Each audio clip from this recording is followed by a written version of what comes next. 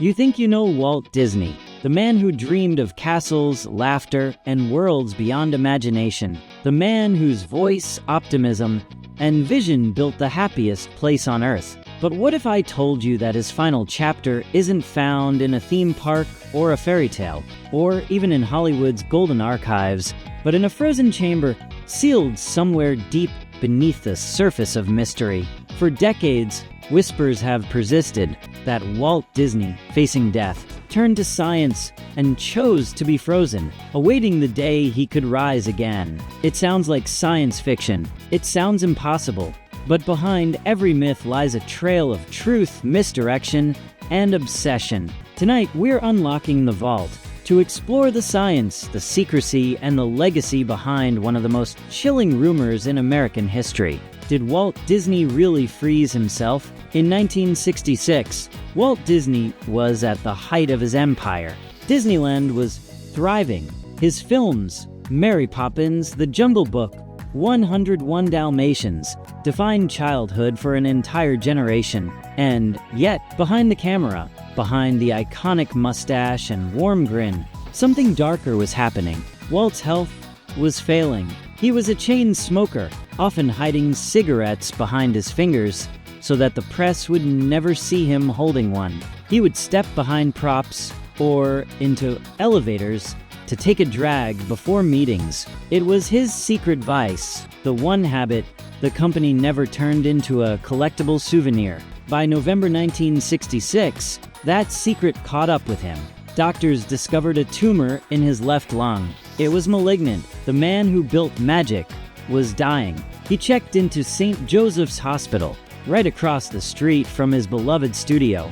In a strange twist of fate, he could see the top of the studio's water tower from his hospital window, the symbol of everything he had created. 2 weeks later, surgeons removed his lung, but the damage was irreversible. His body was failing. On December 15, 1966, Walt Disney took his last breath. The man who had drawn Mickey Mouse, dreamed of Tomorrowland, and imagined worlds beyond reality was gone. Or was he? Because what happened next doesn't read like a normal obituary. There was no public funeral, no televised ceremony, no grand memorial service. For one of the most influential men in American history, his body was removed quickly, quietly, and with almost no public explanation. The press was told very little. Fans were told even less. Within hours, the rumors began. Some said his body was cremated. Others whispered he had been secretly frozen. And as the official statements grew colder and vaguer, the legend only grew stronger. Just a few months later, in early 1967, a small French tabloid ran a headline that changed everything. Walt Disney frozen beneath his studio. The story claimed that Walt's body had been cryogenically preserved, suspended in ice under Disneyland, waiting for the future. It sounded absurd, and yet people believed it, because Walt Disney wasn't just a man, he was a symbol of innovation. The creator who turned a mouse into an empire. The man who imagined animatronics that could move and breathe decades before robotics became mainstream. If anyone could defy death, it would be him. Cryonics, the science of freezing human bodies at extremely low temperatures in hopes of future revival, was in its infancy at the time, but it existed. The concept had been gaining traction since the early 1960s, especially after the publication of Dr. Robert Ettinger's groundbreaking book, The Prospect of Immortality. The book proposed a radical idea, that death might not be permanent, that frozen humans could one day be revived with advanced medicine. And Walt Disney, obsessed with the future, was fascinated by this kind of thinking. He had spent the last decade of his life envisioning Epcot, a futuristic city that would never be completed, constantly evolving with new technology and design. He was building Tomorrowland, not just in a theme park, but in philosophy. So when whispers spread that he'd taken that philosophy beyond life itself, into the realm of cryonics,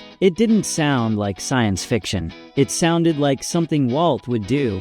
The rumor gained power because it fit the man's legend. The secrecy surrounding his death made the myth believable. There were no photos of his body, no witnesses to a funeral, no press coverage of his burial. Only one short line in the papers: Walt Disney died of acute circulatory collapse. No mention of cremation, no public goodbye, just silence. That silence created a vacuum, and rumors love a vacuum. Soon, stories began to emerge of secret chambers beneath Disneyland, especially under Pirates of the Caribbean, the last ride Walt personally oversaw before he died. Employees whispered about strange maintenance tunnels, restricted access areas, and sealed rooms that no one could enter without high clearance. By the 1970s, the story had taken on a life of its own. Conspiracy theorists claimed Walt's body was suspended in a steel capsule deep under the park.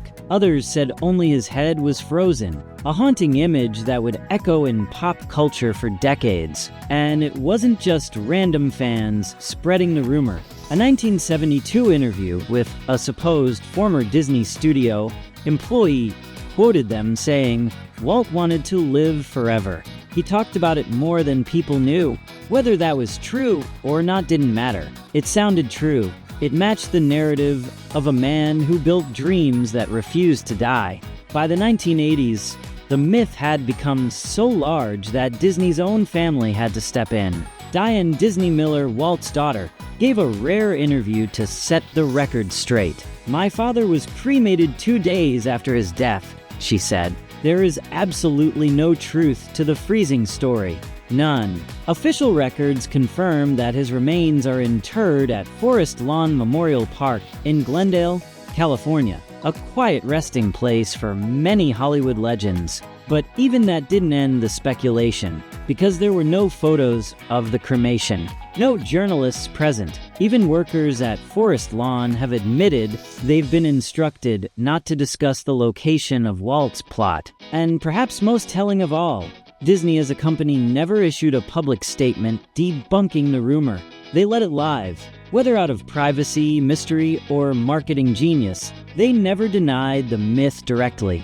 Because the truth is, legends keep people talking. And in the world of Disney, stories are power.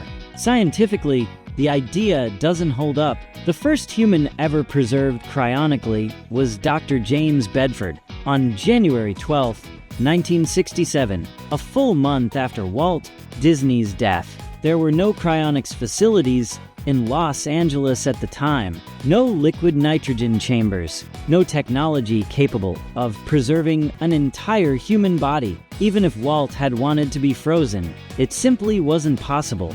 But myths don't thrive on evidence. They thrive on meaning.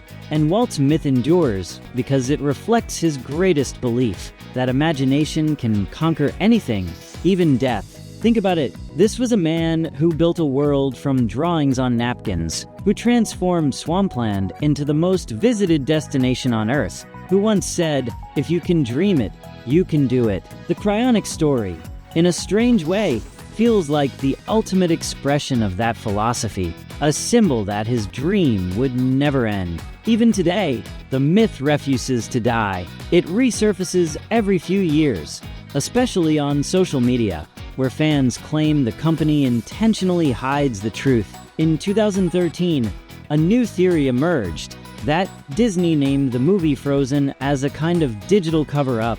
The idea was simple. Before the film, searching Disney Frozen brought up conspiracy articles about Walt's body. After the film's release, search results were filled with songs, princesses, and Olaf. A coincidence, or a calculated move by the most image-conscious company in the world? Whether true or not, the theory once again brought the legend back into mainstream conversation. News outlets covered it, fans debated it, and Disney, of course, stayed silent, letting the mystery do the work. But maybe the truth isn't in the ice. Maybe it's in what the story represents. Because in a way, Walt Disney did achieve immortality. He may not have frozen his body, but he froze his legacy in time. Every ride, every film, every laugh shared in the glow of fireworks, they all carry a piece of him. His ideas didn't die with him. They evolved. They multiplied. He built worlds designed to last forever. And they have His name still lights up millions of screens every night. His parks still welcome millions every year. His creations still shape imaginations and dreams across generations. If that isn't a kind of resurrection, what is? The myth of Walt Disney being frozen endures because it speaks to something deeper within us all, our refusal to let magic die. It's not really about whether he's buried, cremated, or frozen beneath Disneyland. It's about our need to believe that the people who give us hope never truly leave us. So maybe the real question isn't, did Disney freeze himself? Maybe it's something else. Maybe it's, what if he never needed to? Because when you walk through the gates of Disneyland and the air smells of popcorn and possibility, when you hear that music swelling as the fireworks light the sky, when a child meets Mickey for the first time, Walt is still there. Not in a chamber of ice, but in every spark of joy, every tear of nostalgia, every dream that refuses to fade. And that, perhaps, is the most magical truth of all. If you enjoyed this deep dive into Disney's hidden history, hit that like button, subscribe, and join us next time as we uncover the secrets Disney doesn't want you to remember.